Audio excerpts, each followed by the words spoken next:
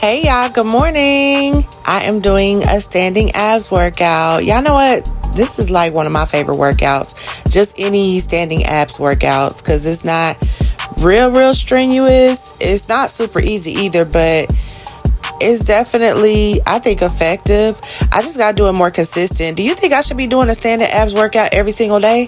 Or is that like overtraining? Listen, I'm far from overtraining, so it probably an attempt to do every day is probably gonna be a good job for me. But yes, y'all, I definitely enjoy doing a standing abs workout. You know, it's probably something that's pretty easy for anyone.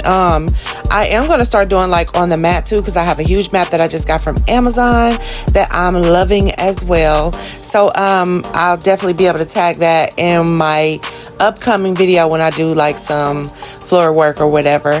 But guys, I am just here to motivate you as usual, just trying to motivate you to get up and move around, just like some people motivated me from Facebook, just watching them work out while I was laying in the bed every day. Literally motivated me to at least pump my fists. I know it sounds crazy, but it works, guys.